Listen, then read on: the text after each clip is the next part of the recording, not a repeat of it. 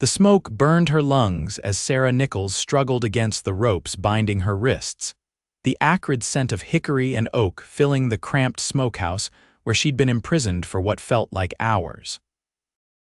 Outside, the sounds of Johnson City, Texas, continued as if nothing were amiss: horses' hooves on packed dirt, distant piano from the saloon, the occasional shout of a cattle driver while she faced the terrifying prospect of being forgotten in this suffocating wooden prison in the summer of 1876. "Help!" Sarah called out again, her voice growing hoarse. "Somebody please help me." She twisted her body, trying to loosen the bindings that cut into her skin, but Emmett Dalton had made sure they were secure before slamming the smokehouse door and sliding the heavy wooden bolt into place. The beef carcass hanging from the ceiling hook swayed slightly with her movements, its partially cured surface a silent witness to her predicament. Sarah had only been in Johnson City for 3 weeks, arriving from Boston to take ownership of her late uncle's mercantile store. At 24, she'd welcomed the opportunity for independence after years of serving as a companion to her ailing mother. The frontier town represented a fresh start, a place where she could build something of her own rather than living under the restrictive expectations of Boston society. She hadn't counted on Emmett Dalton's unwanted advances or his fury when she rejected his marriage proposal. "You'll change your mind after some time to think," he'd sneered as he locked her in, the small building behind his butcher shop becoming her prison. No one turns down Emmett Dalton. The smoke from the smoldering hickory chips in the firebox below made her eyes water and her throat burn. Sarah knew that the smokehouse wasn't designed for continuous operation. Its purpose was to cure meat, not to suffocate human beings, but that knowledge provided little comfort as breathing became increasingly difficult. She kicked at the door again, ignoring the pain shooting through her foot. "Please, anyone." The late afternoon sun cast narrow beams through the small gaps in the wooden slats, creating hazy streaks in the smoke-filled air. Sarah estimated she'd been trapped for at least 4 hours, and the thought of spending the night in this suffocating box filled her with dread. Just as despair threatened to overwhelm her, she heard the sound of approaching footsteps, heavy boots on the hard, packed earth outside. Sarah held her breath, hope and fear warring within her. "Hello, is someone in there?" The voice was deep, unfamiliar. "Yes, please help me, I'm locked in." Sarah called, her voice cracking. There was a brief pause then. "Stand back from the door, madam." Sarah scrambled away as best she could with her hands bound, pressing herself against the far wall of the small structure. A moment later, she heard a grunt of effort followed by a tremendous crash as the door frame splintered, the bolt giving way. Daylight flooded the smokehouse as the door swung inward, hanging precariously from a single hinge. Silhouetted against the late afternoon sun stood the broad-shouldered figure of a man she'd seen around town, but never spoken to, one of the cowboys who worked at the Iron Horse Ranch outside Johnson City. He rubbed his shoulder, wincing slightly from the impact. "Madam, are you hurt?" he asked, stepping into the smokehouse and quickly assessing the situation. His face, partially obscured by several days' worth of stubble, registered first shock, then anger at the sight of her bound hands. I'm all right," Sarah managed, coughing as fresh air rushed into her lungs. "Please, could you untie me?" The cowboy moved forward, pulling a knife from his belt. "Hold still," he instructed, his voice gentle despite its depth. He carefully cut through the ropes, his hands steady and sure. "I'm Kurt Iverson, ranch foreman at Iron Horse. What happened here?" "Emmett Dalton," Sarah explained, rubbing her raw wrists as the ropes fell away. "He asked me to marry him. When I refused, he—" She gestured to the smokehouse, unable to finish the sentence. Kurt's jaw tightened, his blue eyes hardening. Dalton's had this coming for a long time. "Let's get you somewhere safe, and then I'll deal with him." Sarah allowed Kurt to help her to her feet, grateful for his strong arm as her legs threatened to buckle beneath her. As they stepped out into the late afternoon sun, she took a deep breath of fresh air, looking up at the man who'd just saved her life. His face was tanned from long hours in the sun, with laugh lines around his eyes that suggested he smiled often, though he wasn't smiling now. "Thank you," she said simply. "I don't know how much longer I could have lasted in there." Kurt nodded, his expression grim. "No need for thanks, miss." Sarah Nichols. I own the mercantile now." Recognition dawned in his eyes. "Thomas Nichols' niece." "I heard you'd arrived from back east." He looked back at the damaged smokehouse. "This isn't the welcome Johnson City should have given you." "It wasn't all bad until today," Sarah assured him, though her voice still trembled. "Most people have been kind." Kurt helped her toward the main street, his presence solid and reassuring beside her. "Let's get you to Doc Wilson's. He should check you over." "I'm really fine," Sarah protested, "just shaken and a bit smoke-affected." "All the same," Kurt insisted. "And then I think you should speak with Sheriff Hayes about what Dalton did." As they walked, Sarah was acutely aware of Kurt's hand supporting her elbow, of his height and strength beside her. There was something about his quiet confidence that made her feel secure for the first time since arriving in Johnson City. "I heard what happened at your store last week," Kurt said as they made their way down the dusty street. "Standing up to Dalton when he tried to cheat Mrs. Wilkins." "Not many would have done that." Sarah glanced at him in surprise. "You heard about that?" "News travels fast in a town this size," Kurt replied with a hint of a smile. "You made quite an impression." "I merely charged a fair price," Sarah said, but she felt a small glow of pride that her actions had been noticed. "Fair is sometimes hard to find out here," Kurt responded, his voice carrying a note of respect. They had nearly reached the doctor's small office when Emmett Dalton emerged from the saloon across the street. He froze when he spotted them, his face darkening with anger. "What the hell do you think you're doing with her, Iverson?" Dalton shouted, striding toward them.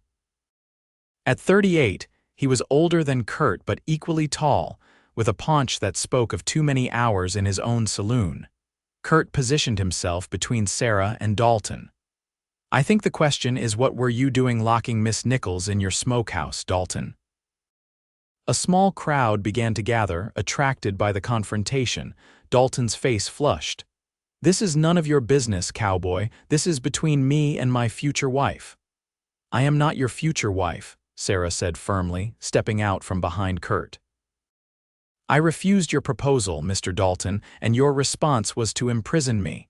That's hardly the act of a gentleman." Dalton's expression grew ugly. "You'll learn your place, woman. You can't run that store without a man's help." "She seems to be doing just fine," Kurt countered. "And unless you want to spend the night in jail, I suggest you back off now." "Or what?" Dalton sneered. "You'll tell the sheriff. Hayes knows better than to cross me." "Then perhaps it's time he learned," came a new voice. Sheriff Thomas Hayes pushed through the gathering crowd, his weathered face serious beneath his hat. "What's this about you locking Miss Nichols in a smokehouse, Emmett?" Dalton's confidence faltered. "It was just a joke, Sheriff. She took it the wrong way." "A joke." Sarah's voice trembled with outrage. "You tied my hands and left me to choke on smoke for hours. If Mr. Iverson hadn't broken down the door, I might have died in there." Hayes looked at the raw marks on Sarah's wrists, then back at Dalton. "That's serious business, Emmett." "Imprisonment, possibly attempted murder." "Now wait just a minute," Dalton protested, but the sheriff held up a hand. "I'm placing you under arrest. We'll sort this out properly." He turned to Kurt. "You willing to make a statement, Iverson?" Kurt nodded. "Yes, sir." "And I'll be pressing charges for the damage to my shoulder if Miss Nichols doesn't object." Sarah couldn't help but notice the hint of a smile that played at the corner of Kurt's mouth as he rubbed his shoulder dramatically. She realized he was giving the sheriff additional grounds for holding Dalton. "I'll be pressing charges as well," Sarah added firmly. As Sheriff Hayes led a protesting Dalton away, Sarah turned to Kurt. "Thank you again, not just for the rescue but for standing by me just now." Kurt touched the brim of his hat.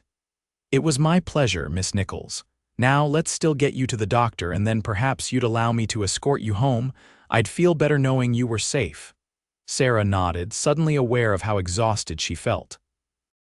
"I'd appreciate that very much, Mr. Iverson." "Kurt," he corrected gently. If we're to be friends, you should call me Kurt. Friends, Sarah repeated, finding she liked the sound of that. Then you must call me Sarah. As they continued toward the doctor's office, Sarah couldn't help but wonder if fate had played a hand in today's events.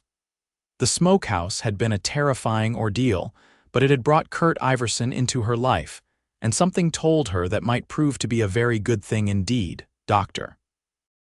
Wilson's examination confirmed what Sarah already knew. She was physically unharmed beyond some rope burns on her wrists and minor smoke inhalation. The elderly doctor applied a soothing salve to her wrists and advised rest for the next day or two. "You're fortunate Mr. Iverson heard you, Doctor," Wilson commented as he wrapped clean bandages around Sarah's wrists. "Smoke inhalation can be deadly, especially in a confined space like that." "I know," Sarah replied, the reality of how close she'd come to serious harm settling over her. "I can't believe Emmett would do such a thing, Doctor." Wilson's expression darkened. "I've set Emmett Dalton's broken knuckles more times than I care to count, usually after he's used them on someone weaker. The man has a mean streak, particularly when he doesn't get his way." He secured the bandage with a small pin. "There you are, Miss Nichols. Take it easy for a few days." Kurt, who had waited patiently in the doctor's front room, stood as they emerged. "Everything all right, she'll be fine with rest," Dr. Wilson assured him. "Make sure she gets home safely, Iverson." "I intend to," Kurt replied, offering Sarah his arm. The walk to Sarah's small house behind the mercantile was short, but gave her time to observe Kurt more carefully. Unlike many cowboys she'd encountered since arriving in Johnson City, there was nothing brash or boastful about him. He carried himself with quiet confidence, and his eyes, a clear, striking blue, were attentive and kind. "Have you lived in Johnson City long?" Sarah asked, genuinely curious about the man who had saved her. "About 5 years," Kurt replied. "Came west from Missouri after the war.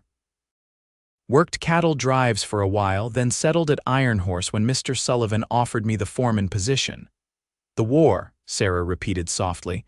"You fought?" Kurt nodded, his expression revealing little. "Union cavalry. It seems a lifetime ago now." Sarah understood his reticence.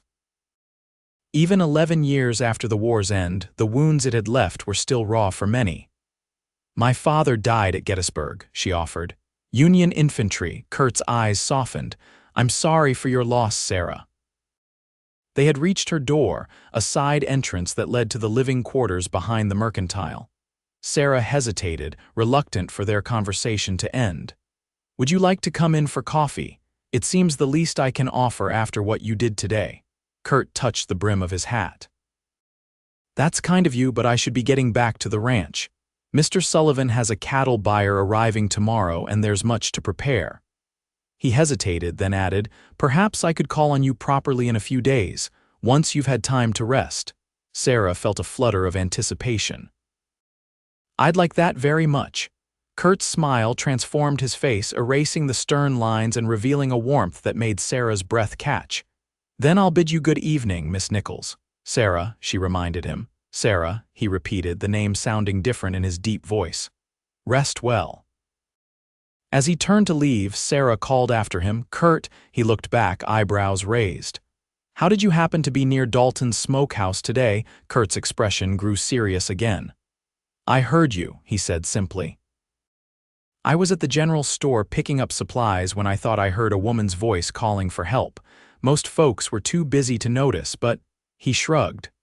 "I've learned to pay attention to things that seem out of place." Sarah nodded, touched by the admission. "I'm glad you did." With a final tip of his hat, Kurt departed, his tall figure silhouetted against the setting sun as he made his way down the street toward the livery where his horse was stabled. Sarah entered her home, suddenly aware of how the day's events had drained her. The small living quarters felt safer knowing Emmett Dalton was in jail, but she still checked that the door was securely bolted before preparing for bed. As she changed into her nightgown, her thoughts kept returning to Kurt Iverson, his strength, his kindness, the way his blue eyes had looked at her with concern, and something else she couldn't quite name.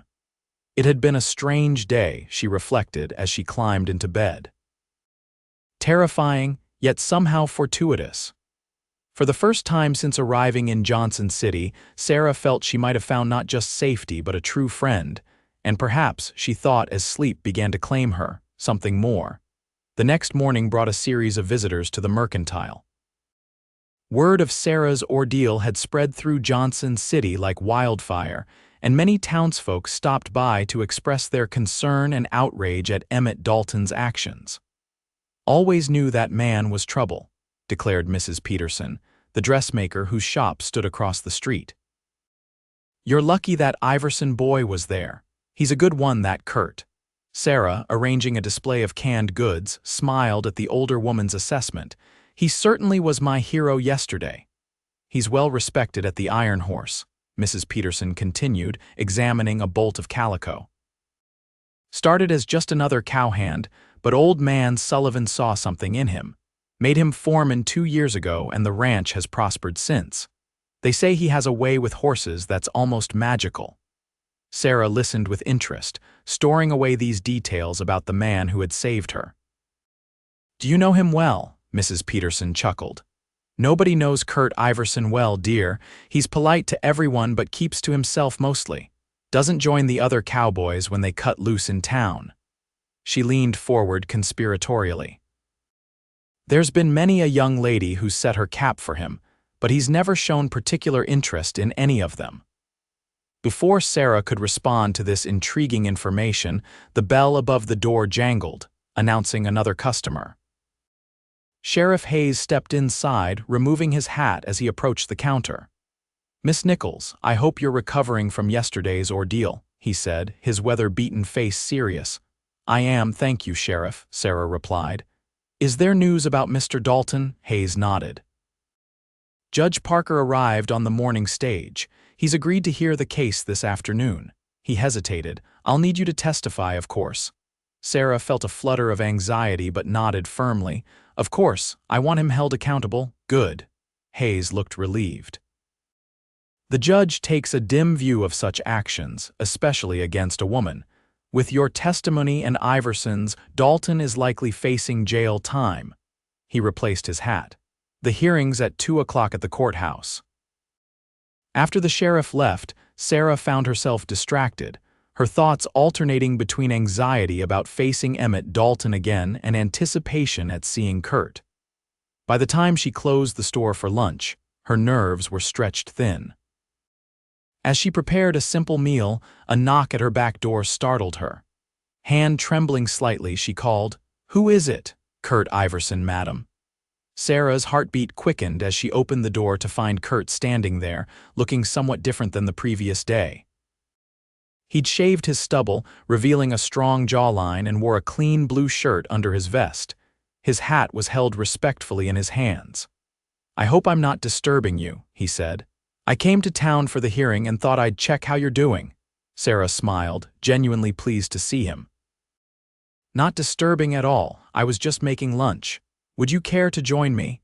It's nothing fancy, just some bread and cold chicken." Kurt seemed to hesitate, then nodded. "That would be much appreciated, thank you." The small kitchen felt even smaller with Kurt's tall frame occupying it. Sarah busied herself setting an extra plate, acutely aware of his presence as he stood somewhat awkwardly, hat in hand. "Please sit," she invited, gesturing to the small table. As they ate, the initial awkwardness gradually eased. Kurt asked thoughtful questions about her life in Boston and her decision to come west, listening attentively to her answers. "After Mother died, there seemed nothing to keep me there," Sarah explained. "When I received word about Uncle Thomas leaving me the store, it felt like an opportunity for something new." Kurt nodded. "The West has a way of offering new beginnings." There was something in his tone that suggested he spoke from personal experience. "And you?" Sarah asked. "You mentioned Missouri, but not much else about your past." A shadow crossed Kurt's face. "Not much to tell. Grew up on a small farm, joined the Union Army at 18, after the war." He paused. "Well, home didn't feel like home anymore." Sarah sensed there was more to the story but didn't press. Instead, she asked, "Do you miss it, Missouri?" Kurt considered this. I miss the green. The trees, out here everything's so vast and open, beautiful in its own way but different. He smiled slightly. Though the Pedernales River reminds me a bit of home. I haven't seen much beyond Johnson City yet, Sarah admitted. The journey here was so exhausting I've barely ventured past the town limits. The hill country has its own kind of beauty, Kurt said, a warmth entering his voice. Different from anything back east. When you're feeling up to it, I'd be happy to show you some of it. Sarah felt a pleasant flutter in her stomach at the offer. I'd like that very much. As they finished their meal, the conversation turned to the upcoming hearing. Kurt's expression grew serious. Dalton has friends in town, people who depend on his business or owe him money. But Judge Parker is fair, he'll listen to the evidence. I'm nervous, Sarah confessed. I've never testified in court before. Just tell the truth, Kurt advised. That's all anyone can ask. He hesitated, then added, I'll be right there. If you feel overwhelmed, just look my way. The simple offer of support touched Sarah deeply. Thank you, Kurt. They walked together to the small courthouse, which was already crowded when they arrived. Sarah felt the weight of curious stares as they entered, but Kurt's steady presence beside her gave her courage.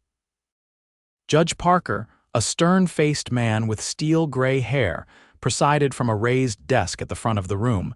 Emmett Dalton sat at a small table with his lawyer, shooting venomous glances at Sarah as she took her seat. She stiffened but met his gaze steadily, refusing to be intimidated. The proceedings began with Sheriff Hayes explaining the charges. Then Kurt was called to testify. He spoke clearly and factually, describing how he had heard Sarah's cries for help and found her imprisoned in the smokehouse, her hands bound. When asked why he broke down the door, his answer was simple. A person was in danger. What else could I do? When it was Sarah's turn, she approached the front with trepidation. Judge Parker's stern expression softened slightly as he instructed her to tell what had happened.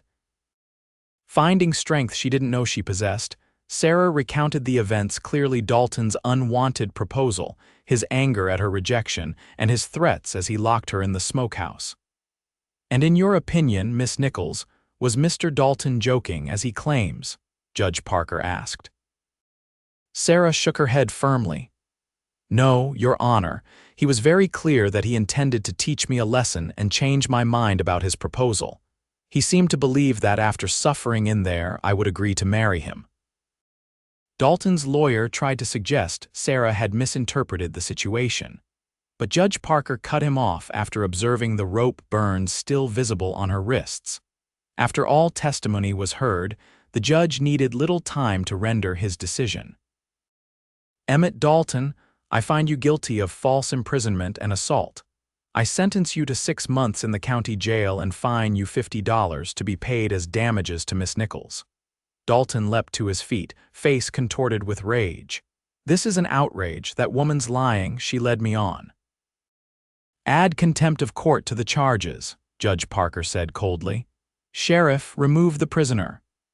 As Sheriff Hayes led a still protesting Dalton away, relief washed over Sarah. It was over. Justice had been served and she was safe for 6 months at least. Outside the courthouse, Kurt touched her elbow gently. You did well in there. That couldn't have been easy. Easier with you there, Sarah admitted. The afternoon sun caught in his blue eyes, making them seem to glow. What happens when he's released? Kurt's expression grew serious. That's a concern for another day. For now, you're safe.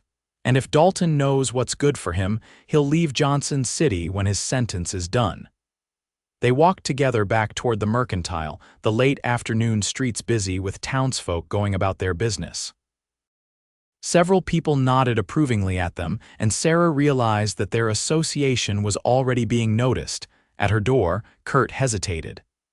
I should get back to the ranch. Mr. Sullivan will be wondering where I've got to. Of course. Sarah felt a twinge of disappointment. Thank you for everything, Kurt. He touched the brim of his hat, a gesture she was coming to find endearing. My pleasure, Sarah. He hesitated, then added, the ranch keeps me busy, but I'd like to call on you again. Perhaps Sunday, if that would be agreeable. Sunday was only 3 days away. Sarah smiled, not bothering to hide her pleasure at the prospect. That would be very agreeable. As Kurt walked away, Sarah watched his tall figure until he turned the corner. For the first time since arriving in Johnson City, she felt truly hopeful about her decision to start a new life in the West. Despite yesterday's frightening experience, or perhaps, because of it, she'd found someone who made her feel safe, valued, and perhaps even something more. The next few days passed slowly for Sarah, each hour seeming to drag as she anticipated Sunday. The mercantile kept her busy during the day, with a steady stream of customers who often lingered longer than necessary, curious about her ordeal and, increasingly, her association with Kurt Iverson. "He's a fine man," Mrs. Sullivan, wife of the Iron Horse Ranch owner, commented while purchasing supplies on Friday. "My husband says he's the best foreman he's ever had. Honest, hardworking, and the men respect him." "We've only just met," Sarah demurred, though she couldn't help but feel pleased at the older woman's approving tone. Mrs. Sullivan patted her hand. "Sometimes, my dear, that's all it takes." With a knowing smile, she added, "Robert and I invite the ranch hands to Sunday dinner after church. Perhaps you'd care to join us this week. Kurt always attends." The invitation was transparent in its intent, but Sarah found she didn't mind. "That's very kind of you, Mrs. Sullivan. I'd be delighted." "Wonderful. We'll look for you at church then." Sunday morning dawned clear and bright. Sarah dressed with particular care, selecting her best blue dress with white trim, a style that was fashionable in Boston but somewhat formal for Johnson City. She pinned her dark blonde hair up neatly, allowing a few curls to frame her face, and added the pearl earrings that had been her mother's. The small wooden church was nearly full when she arrived. Sarah slipped into a pew toward the back, scanning the congregation discreetly for Kurt. She spotted him sitting with a group of men she presumed were from the Iron Horse Ranch, his broad shoulders easy to distinguish even from behind. Throughout the service, Sarah found her attention wandering from Reverend Thompson's sermon on forgiveness to the back of Kurt's head, several rows ahead. Once he glanced back, catching her eye momentarily. The small smile he gave her sent a rush of warmth through her body.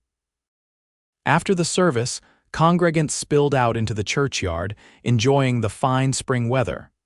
Sarah had just exchanged pleasantries with Mrs. Peterson when she felt a presence behind her. "Good morning, Sarah." She turned to find Kurt standing there, hat in hand, looking even more handsome than she remembered in a dark suit that fit his broad shoulders perfectly. "Good morning, Kurt. It's good to see you. And you?" His blue eyes took in her appearance with evident appreciation. "You look lovely today." Before Sarah could reply, Mrs. Sullivan bustled over. "Miss Nichols, I'm so glad you could join us. And Kurt, right on time as always." She beamed at them both.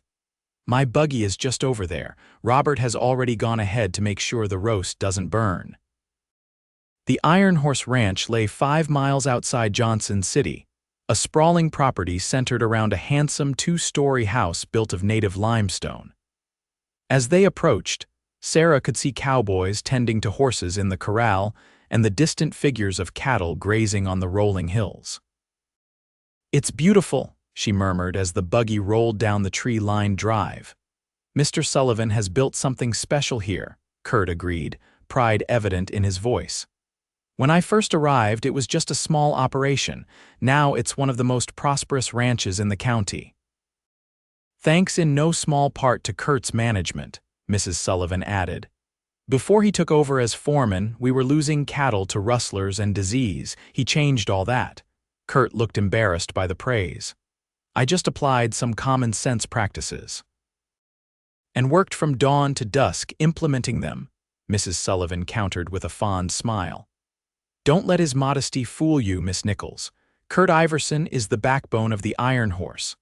The Sunday dinner was a lively affair, with a dozen ranch hands seated around the Sullivans' long dining table. Sarah found herself placed beside Kurt, an arrangement that she suspected was no accident. Mr. Sullivan, a jovial man with an impressive mustache, kept the conversation flowing, regaling them with stories of cattle drives and frontier adventures.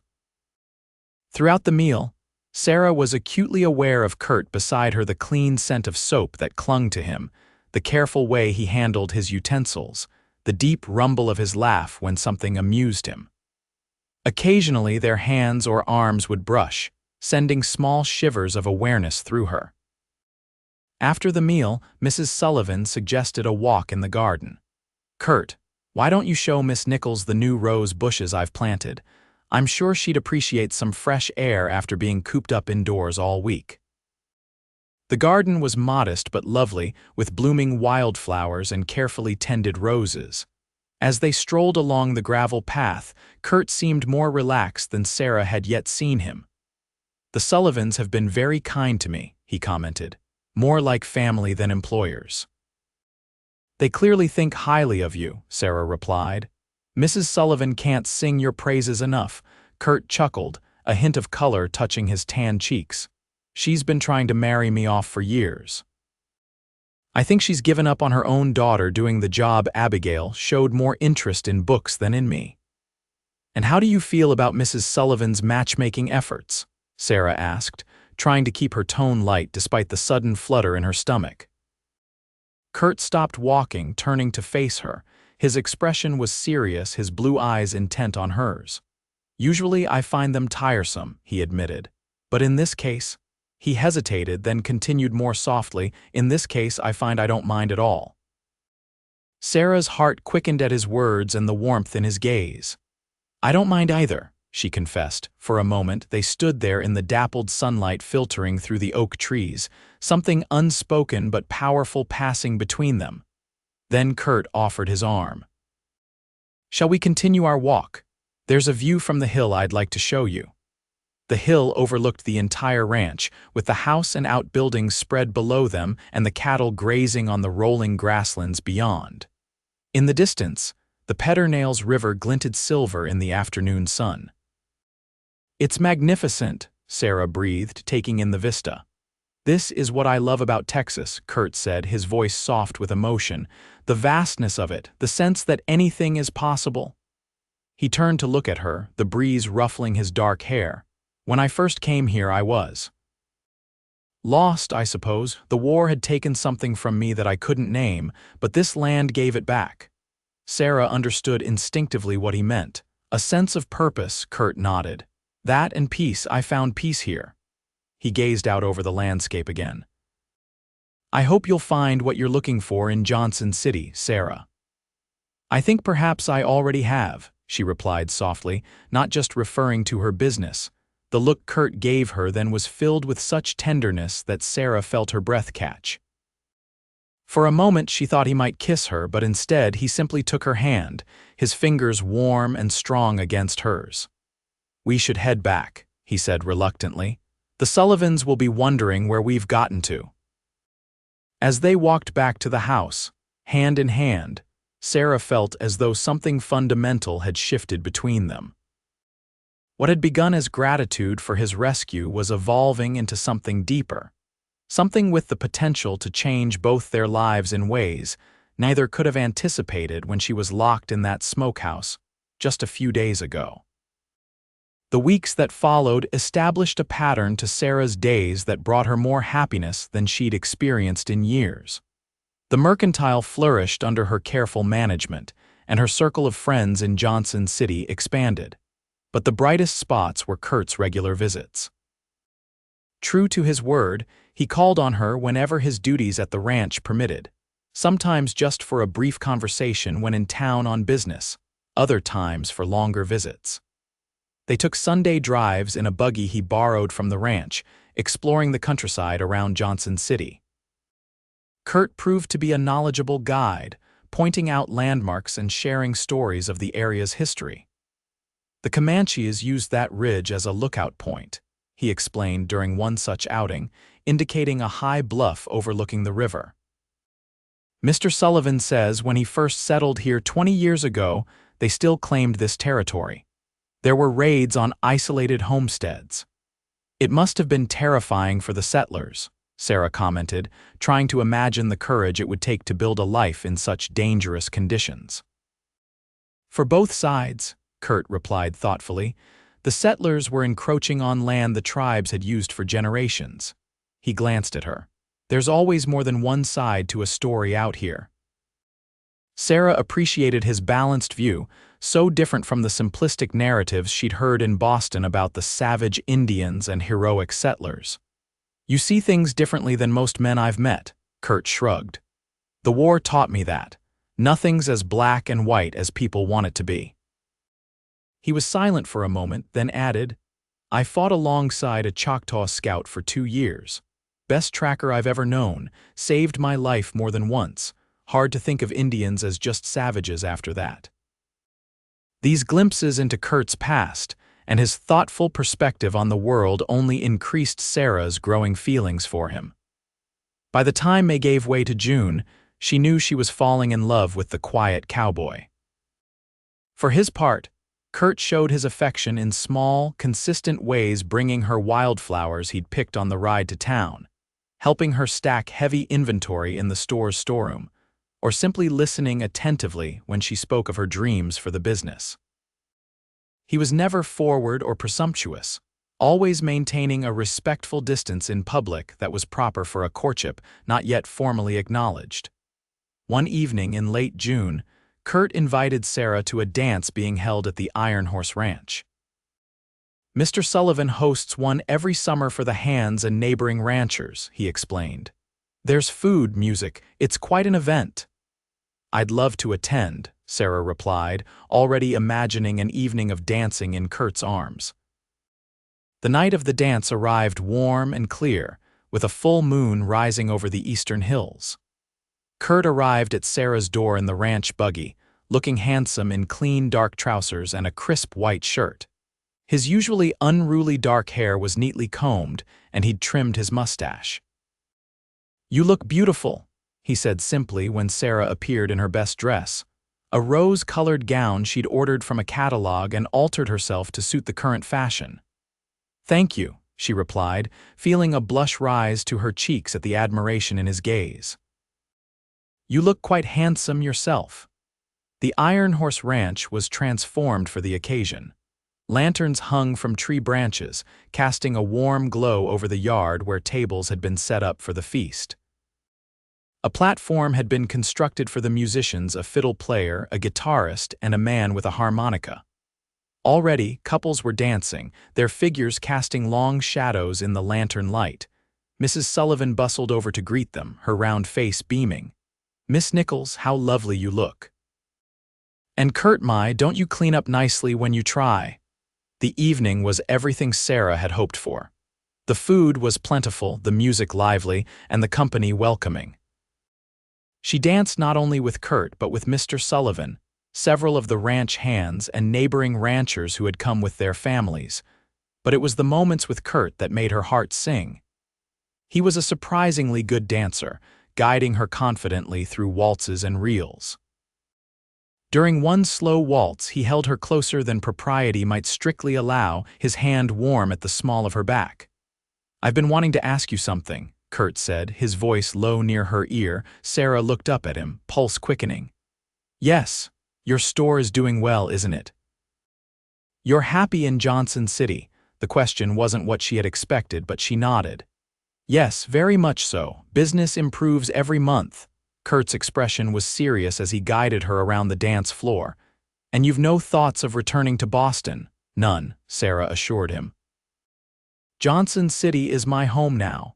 Something in Kurt's eyes softened, relief evident in his expression.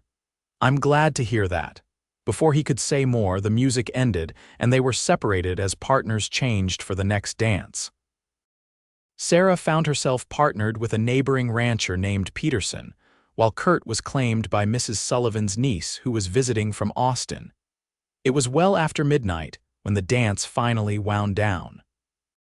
Sarah was pleasantly tired, her feet aching slightly from so much dancing, but her spirit soaring with happiness. As Kurt helped her into the buggy for the ride back to town, their hands lingered together longer than necessary. The road to Johnson City was quiet, with only the sounds of the horses' hooves and the creaking of the buggy's wheels disturbing the night. Above them, stars blazed in the clear Texas sky, more than Sarah had ever seen in Boston's smoke-filled air. "I've had a wonderful evening," she said softly. "So have I." Kurt glanced at her, his profile strong in the moonlight. "Sarah." "Yes." He pulled the buggy to a stop, turning to face her fully. In the silvery light, his eyes were dark and intense.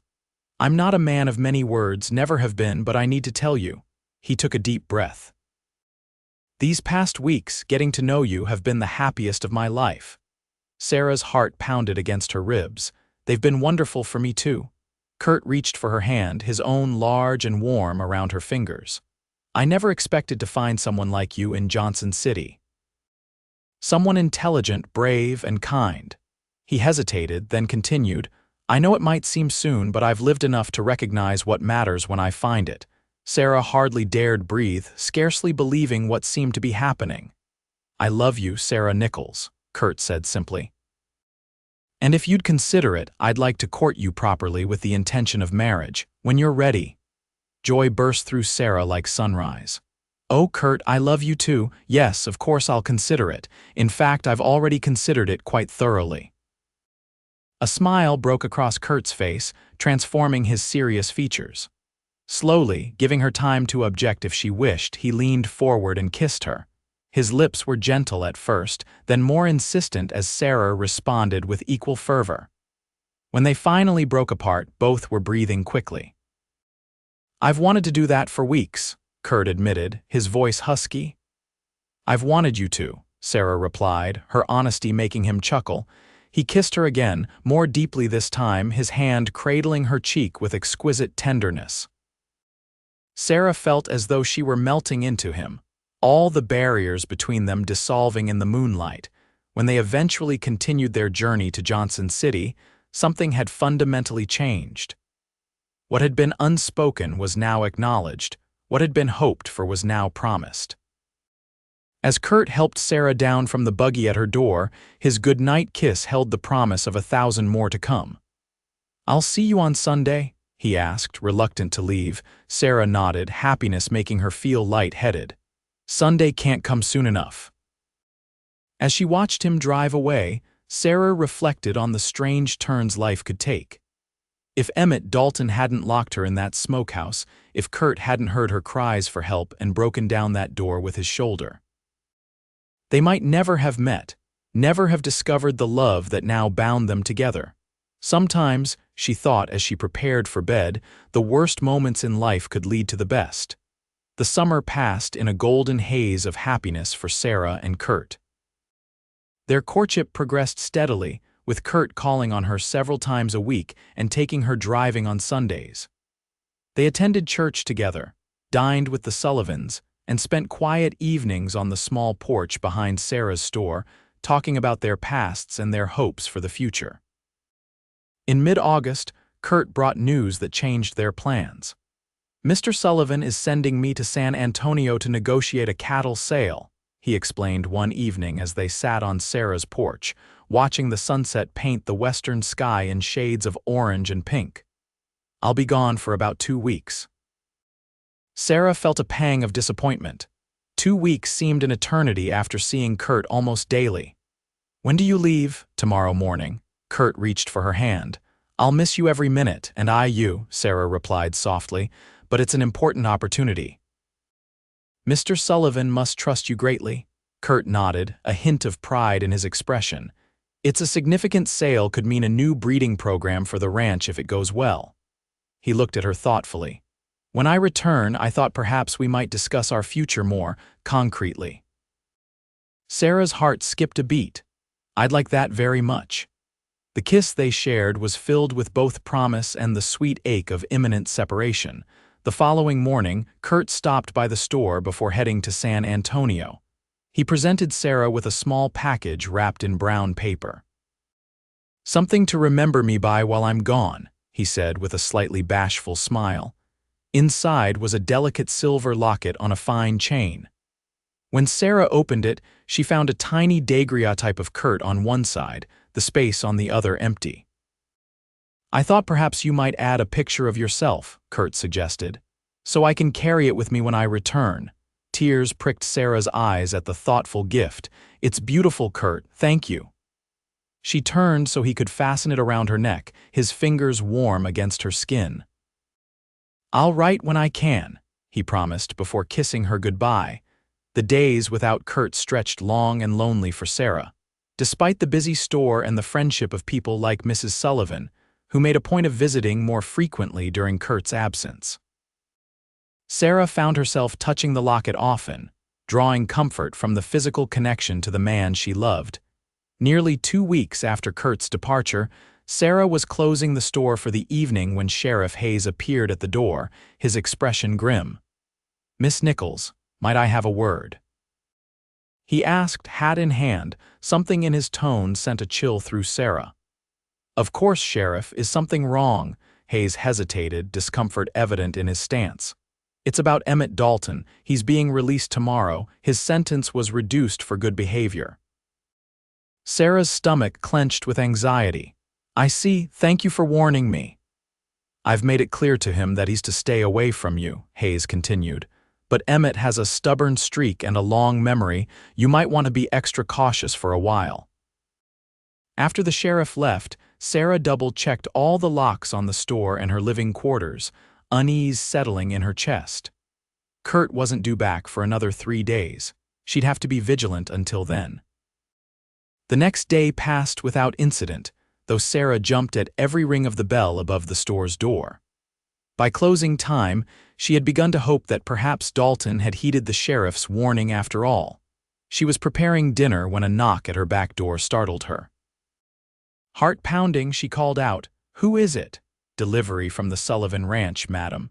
Sarah relaxed slightly, recognizing the voice of young Tom Wilson, who often made deliveries for the Sullivans.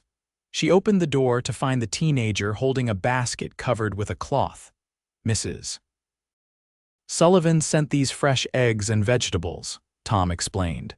"Said she knew Mr. Iverson was still away and thought you might appreciate them." "How kind of her," Sarah replied, taking the basket. "Please thank her for me." She had just set the basket on her kitchen table when a movement in her peripheral vision made her turn, but too late.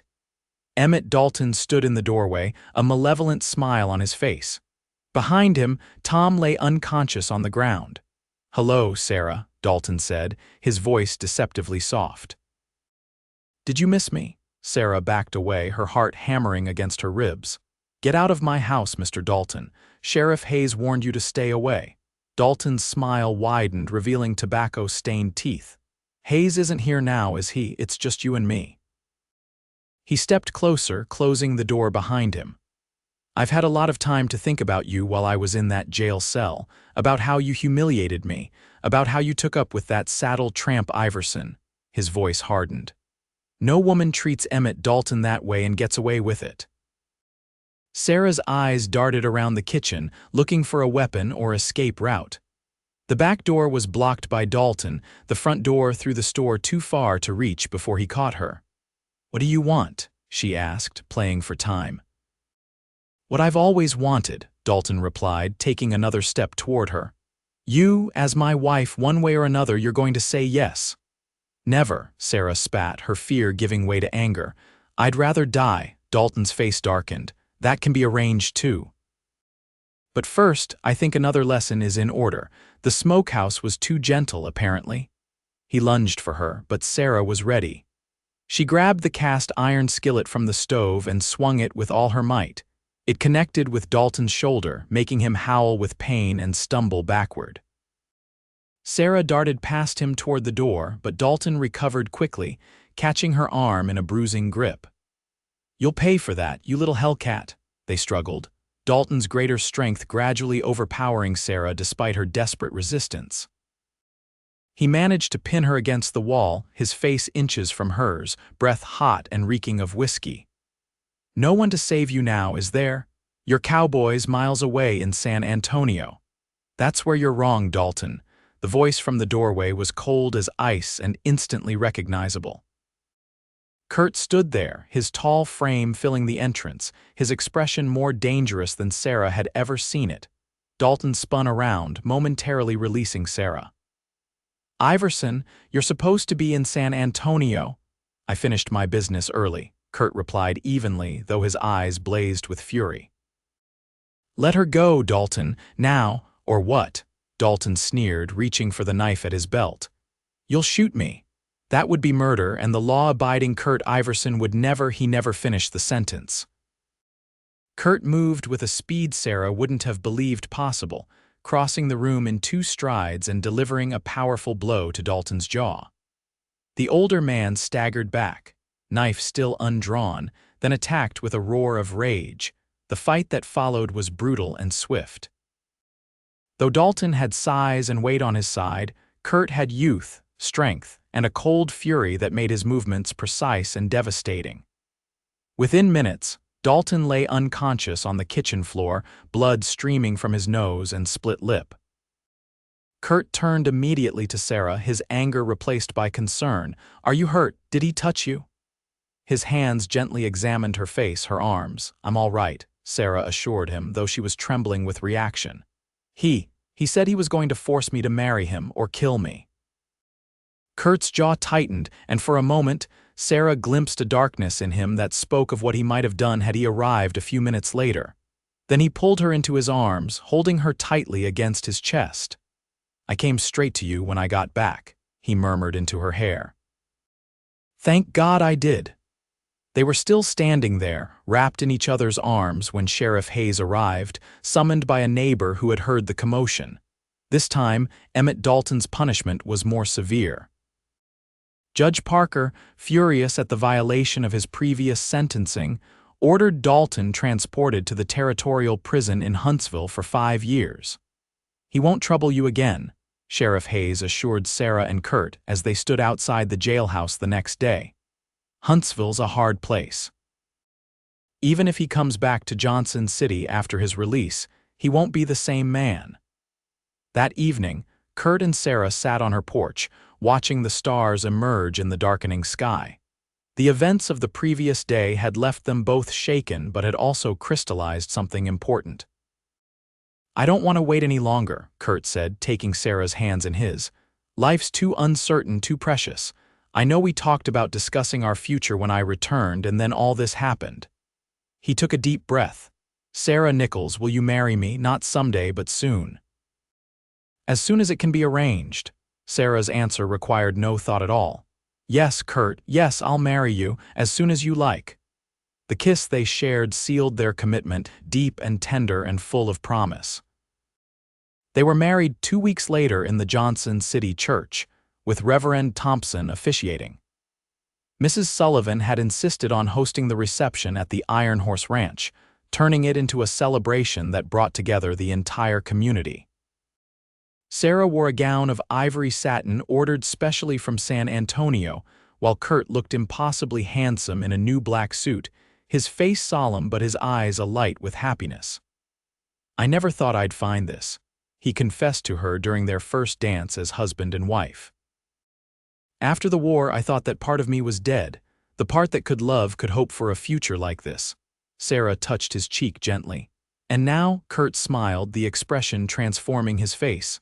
"Now I know better. You brought it back to life, Sarah. You gave me back my heart." Their first home was a small house on the edge of the Iron Horse property, offered by the Sullivans as a wedding gift. Sarah continued to run the mercantile, hiring young Tom Wilson, fully recovered from Dalton's attack, to help with deliveries and heavy lifting. Kurt remained foreman at the ranch, though Mr. Sullivan increasingly involved him in the business side of operations as well. Their days fell into a pleasant rhythm, Kurt riding to the ranch at dawn, Sarah opening the store a few hours later. They would meet for lunch when Kurt's duties brought him to town, and in the evenings they created a home together, filled with conversation, laughter, and a deepening love. In the spring following their wedding, Sarah discovered she was expecting their first child. Kurt's reaction to the news was everything she could have hoped for: joy, tenderness, and a protective concern that manifested in 1,000 small ways as her pregnancy progressed. "You shouldn't be lifting those crates," he would say, taking a delivery from her hands at the store. Or, "Perhaps you should rest this afternoon instead of rearranging the display window." Sarah accepted his concern with good grace, though she had no intention of being treated as an invalid. "Women have been having babies since the beginning of time," she reminded him, "including while working much harder than I do." "None of those women were my wife," Kurt would respond, kissing her forehead. Their son, Thomas Kurt Iverson, was born on a crisp October morning in 1877, nearly a year to the day after they had met. He had Kurt's blue eyes and Sarah's determined chin, a combination that both parents found irresistible. "He's perfect," Kurt whispered, holding his son for the first time, his strong hands gentle around the tiny bundle. As Thomas grew, so did their family's prosperity. By the time their second child, a daughter they named Alina, was born 2 years later, Kurt had become a partner in the Iron Horse Ranch, with Mr. Sullivan increasingly looking to him to take over the operation as he aged. Sarah expanded the mercantile, adding a second story to the building and hiring additional staff. Johnson City was growing, and her business grew with it. She took particular satisfaction in creating a place where women felt welcome and respected, remembering all too well her early experiences with men like Emmett Dalton. "You've built something special here," Kurt commented one evening as they closed up the store together, Thomas playing with wooden blocks on the floor while baby Alina slept in a basket behind the counter. "We both have," Sarah replied, looking around at the thriving business, then at their beautiful children. "Sometimes I think back to that day in the smokehouse, how terrified I was, how alone I felt." She slipped her arm around Kurt's waist. "I had no idea that the worst day of my life would lead to all this happiness." Kurt pulled her close, pressing a kiss to her temple. "When I broke down that door, I was just trying to help someone in trouble. I never imagined I was breaking through to my own future." Later that night, with their children asleep and the house quiet around them, Sarah and Kurt lay together in the darkness, his strong arms holding her close against his chest. "Do you ever regret it?" Sarah asked softly. "Coming west after the war, all you went through?" Kurt was silent for a moment, his hand stroking her hair. "No," he finally answered. "Every step, every hardship led me here, led me to you. How could I regret that?" Sarah turned in his arms to face him, tracing the beloved contours of his face with her fingertips. "I love you, Kurt Iverson. More than I ever thought possible." "And I love you, Sarah Iverson," he replied, his voice deep with emotion. "From the moment I broke down that smokehouse door, I think some part of me knew we were meant to be." Their kiss was tender, a reaffirmation of the bond that had begun in crisis, but had grown into something enduring and profound. As they drifted toward sleep in each other's arms, Sarah reflected that life's greatest blessings often came disguised as its greatest challenges, and that sometimes salvation arrived in the form of a cowboy with the strength to break down doors and the heart to build a life of love behind them. 10 years passed, bringing changes to Johnson City and to the Iverson family. The railroad finally reached the town in 1883, connecting it more directly to the larger cities of Texas and beyond. The population grew, new businesses opened, and the once rough frontier settlement began to take on a more established character. Kurt and Sarah's family expanded as well. After Thomas and Alina came twins, Matthew and Mark, born in 1880, and finally another daughter, Ruth, in 1882. Their house on the Iron Horse property was enlarged twice to accommodate the growing family, with Kurt adding rooms himself during the quieter winter months when ranch work was less demanding. By 1886, Kurt had become the managing partner of the Iron Horse Ranch. Old Mr. Sullivan, now in his 70s, had gradually stepped back from daily operations, though he still rode out occasionally to observe the cattle and offer his wisdom. His trust in Kurt had been fully justified under Kurt's management. The ranch had nearly doubled in size and productivity. Sarah's mercantile had grown into Johnson City's most successful business establishment, expanding to include a separate hardware section and dry goods department. She employed 6 clerks and had recently added a second story to the building to house a millinery shop run by Alina Peterson, Mrs. Peterson's daughter. Despite their busy lives, Kurt and Sarah maintained the deep connection that had begun that fateful day at the Smokehouse. They made time for each other amidst the demands of business and family quiet evenings on the porch after the children were asleep. Occasional rides together to check the far boundaries of the ranch, and a tradition of Sunday afternoon drives, just the two of them, that had begun during their courtship. It was during one such drive in the spring of 1886 that Kurt brought the buggy to a halt on a hillside overlooking a particular bend in the Pedernales River. The wildflowers were in full bloom, painting the landscape in vibrant blues, yellows, and reds. "I have something to discuss with you," Kurt said, helping Sarah down from the buggy. At 42, he was still a powerfully built man, his dark hair now streaked with silver at the temples, the lines around his eyes deeper but still crinkling when he smiled. "That sounds serious," Sarah replied, smoothing her skirts. At 34, she remained as beautiful to Kurt as the day they'd met, though bearing 5 children and running a successful business had added a maturity and confidence to her bearing that he found even more appealing than her youthful beauty. Kurt took her hand, leading her to a spot overlooking the river. "Mr. Sullivan made me an offer yesterday. He wants to sell me his share of the ranch." Sarah's eyes widened. "The entire Iron Horse, Kurt, that's wonderful. He couldn't have chosen a better successor."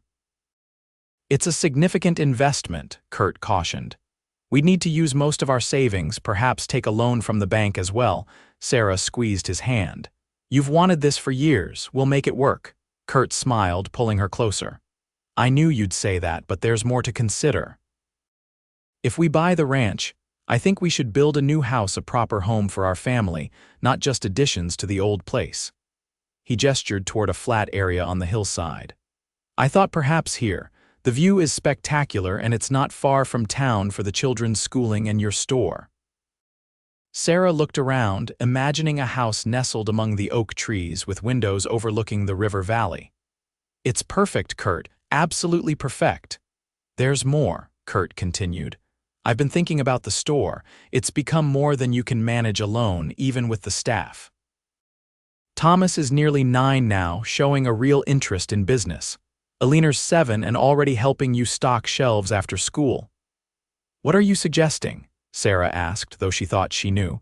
"Perhaps it's time to bring them in more formally, start teaching them the business. Eventually, they might take over the day-to-day operations, allowing you more time here at our new home." Kurt looked at her carefully. "Only if that's what you want, of course. I know how much the store means to you." Sarah considered this, looking out over the land that had become her home. "The store will always be important to me," she said slowly. "But our children, our family, they matter more. And I love the idea of building something here together that will last beyond us."